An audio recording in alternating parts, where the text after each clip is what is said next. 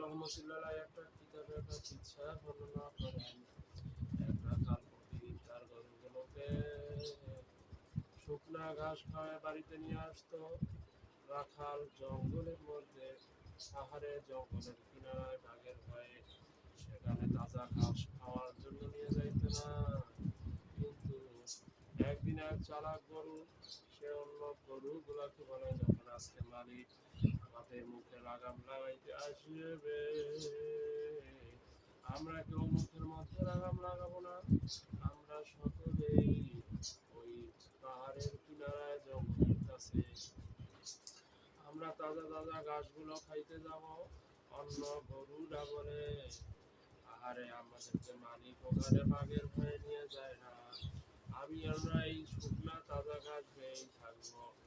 তখন এই যেদিন সন্ধ্যাবেলা সব গরুগুলোর মধ্যে মুখের মধ্যে লাগাম লাগায়, তখন সেই চালাক গরুটা দৌড় মারিয়া লাগাম না লাগাইয়া জঙ্গলের দিকে দৌড় মারলো। পাহাড়ের কিনারার দিকে ওই তাজা ঘাস খাওয়ার জন্য যখন দৌড় মারলো, তখন এই রাখাল পিছন দিয়ে চিল্লায় আর বলে, রক্তে যখন বাঘে তোর ছিনা ফাড়া রক্তে চুল লাগাবে, শত আফসোস করে কিন্তু কোনো কাজ আর হবে না। ওই গরুটা যখন মনে সুখে আনন্দে এই তাজা ঘাসগুলো খায় আর আনন্দে লাফায় আর বলে,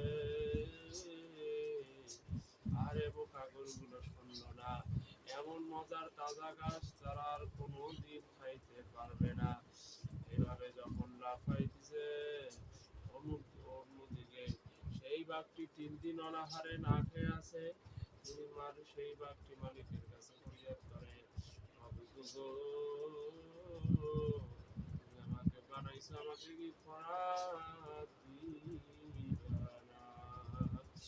ওইদিকে ওই বাঘটা যখন সেই গরুটার দিকে তাকাইল, তখন মালিকের শুকরিয়া আদায় করিয়া যখন লাফ মারিয়া ওই গরুটার সিনার মধ্যে আর সিনা ফাড়াইয়া রক্তে চুমু লাগাইল, তখন এই গরুটার শত আফসোস, আমি কেন মালিককে রশি গলায় লাগাইলাম না, আর আমি কেন এই তাজা তাজা ঘাস খাইতে আসলাম।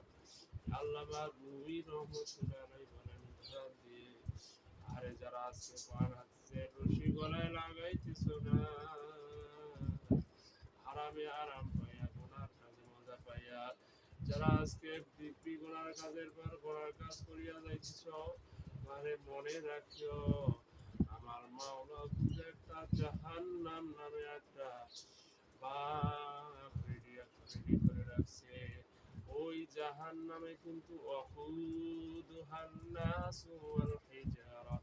ওই জাহান্নামের ইন্ধন হবে মানুষ এবং পাথর।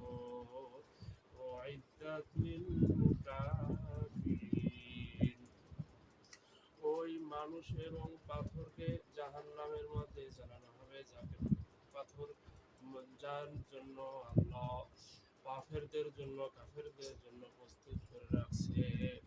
আল্লাহ ওই জাহান্নাম কেমন,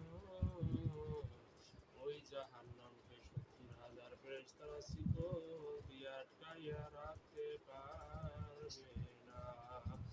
ওই ভয়ানক জাহান্নামের কথা স্মরণ করে যারা 2 ফোঁটা চোখের পানি ফেলতে পারবে, 1 ফোঁটা চোখের পানি ফেলাইতে পারবে, মামলা খামিন খসিয়াতিল্লাহি